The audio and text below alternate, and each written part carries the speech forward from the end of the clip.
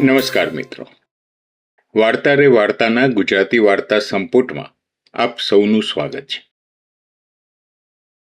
મૂળ તો અમે આ વાર્તાઓ અમારી રેગ્યુલર ચેનલ જિંદગી એક સફર પર રજૂ કરવાના હતા, પણ જિંદગી એક સફરમાં અમે મોટે ભાગે મ્યુઝિકના કાર્યક્રમ મૂકતા હોઈએ છીએ, એટલે એવું નક્કી કર્યું કે વાર્તાઓને જુદી રાખવી અને સિસ્ટર ચેનલ બની એક જુદું જ પેજ બન્યું. જિંદગી એક સફરના ભાગરૂપે જ આ નવી ચેનલ બની વાર્તા રે વાર્તા. એમાં આપ સૌનું સ્વાગત છે. આપણી ભાષા, આપણું ગૌરવ. તો શરૂ કરીએ. આજની વાર્તા છે છેલ્લું ટિફિન.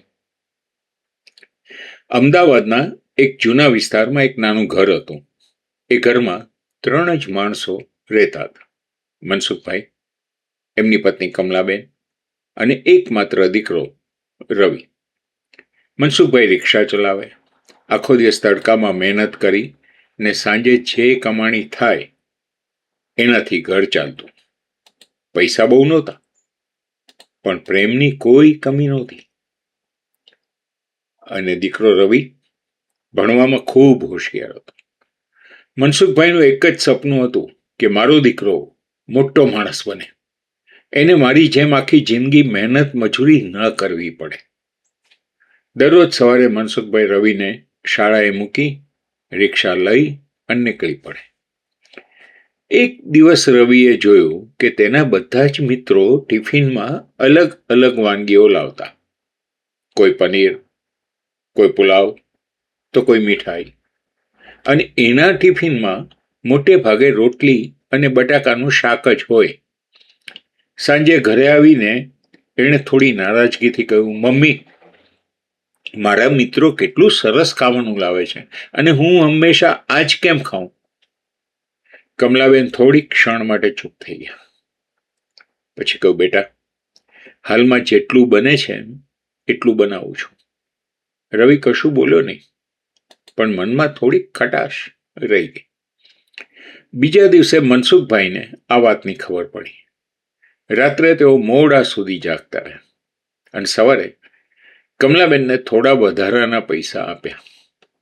આજે રવિ માટે કંઈક સારું બનાવજે. પણ આ પૈસા ક્યાંથી આવ્યા? થોડી વધારાની સવારી મળી ગઈ. કમલાબેનને ખબર નહોતી કે મનસુખભાઈએ પોતાનું બપોરનું જમવાનું બંધ કરી દીધું અને દરરોજ જે પૈસા પોતાના જમવા માટે રાખતા એ હવે દીકરાના ટિફિન માટે ખર્ચવા લાગ્યા. દિવસો પસાર થતા ગયા. રવિ ખુશ હતો. ટિફિનમાં હવે ક્યારેક પુલાવ આવતો, ક્યારેક સેન્ડવિચ, ક્યારેક મીઠાઈ. પણ એને ખબર નહોતી કે એના પિતા બપોરે ફક્ત પાણી પીને દિવસ પસાર કરતા હતા. એક દિવસ ઉનાળાની બપોરે મનસુખભાઈ રિક્ષા ચલાવી રહ્યા હતા.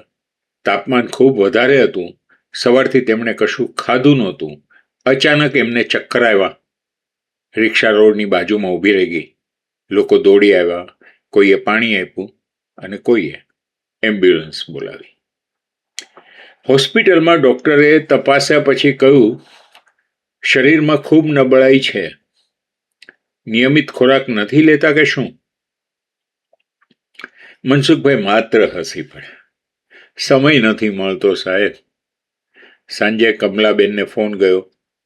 એ અને રવિ તરત હોસ્પિટલ પહોંચ્યા. ડોક્ટરે એમને સત્ય કહ્યું, ઘણા દિવસોથી યોગ્ય રીતે જમ્યા નથી. કમલાબેનની આંખો પોળી થઈ ગઈ. પણ દરરોજ તો બપોરે લોજમાં જમે છે, કમલાબેને કહ્યું. મનસુખભાઈએ નજર નીચે કરી દીધી.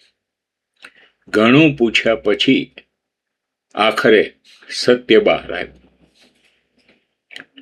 જે પૈસા પોતાના જમવા માટે રાખતા એ દીકરાના ટિફિન પાછળ ખર્ચાતા. રૂમમાં શાંતિ છવાઈ ગઈ. રવિ તો જાણે પથ્થર બની ગયો. એને યાદ આવવા લાગ્યું એની ફરિયાદો, એની નારાજગી, એના શબ્દો, હું હંમેશા આ જ કેમ ખાઉં? તેની આંખોમાંથી આંસુ નીકળ્યા. પિતાના પલંગ પાસે બેઠો ધીમેથી હાથ પકડીને બોલ્યો, પપ્પા, મને માફ કરી દો. મનસુખભાઈ હશે, માફી શેની બેટા? રવિએ કહ્યું, હું ક્યારેય સમજી ન શક્યો કે મારા ટિફિનમાં શું આવતો હતો, પણ આજે સમજાયું કે એમાં માત્ર ખાવાનું નહોતું, તમારો પ્રેમ પણ હતો. મનસુખભાઈની આંખો ભીની થઈ ગઈ. એમણે દીકરાના માથા પર હાથ ફેરવ્યો. માતા પિતા જે કરે છે ને એ હિસાબ રાખીને નથી કરતા બેટા. એ દિવસ પછી રવિ બદલાઈ ગયો. વધુ મહેનતથી ભણવા લાગ્યો. વર્ષો વીતી ગયા. એક દિવસ એ મોટો ડોક્ટર બન્યો. શહેરની મોટી હોસ્પિટલમાં કામ કરતો હતો. એના પ્રથમ પગારમાંથી એણે પોતાના પિતા માટે એક નવી રિક્ષા નહીં પણ એક નાની કારની ચાવી આપતા એણે કહ્યું, પપ્પા, આ મારી કમાણી નથી. મનસુખભાઈએ હસીને પૂછ્યું, તો ભાઈ કોની છે? રવિએ ભીની આંખોથી જવાબ આપ્યો, આ તો એ બધા ટિફિનની કિંમત છે જે તમે ક્યારેય જાતે ખાધા જ નહોતા. એ સાંભળીને મનસુખભાઈ કાંઈ જ બોલી શક્યા નહીં. એમણે ફક્ત પોતાના દીકરાને ભેટી લીધો અને એક ક્ષણે બંનેની આંખોમાંથી વહેતા આંસુઓમાં વર્ષોનો પ્રેમ, ત્યાગ અને કૃતજ્ઞતા ભળી ગયા. કેટલાક લોકો સંતાનોને સંપત્તિ નથી આપતા, પણ તેઓ પોતાની ભૂખ, પોતાના સપના અને આખી જિંદગી આપી અને સંતાનોનું ભવિષ્ય બનાવી જાય છે.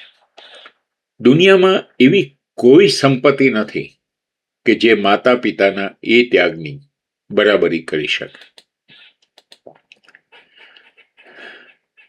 જો આ વાર્તા તમારા હૃદયને સ્પર્શી હોય તો કોમેન્ટમાં જણાવો.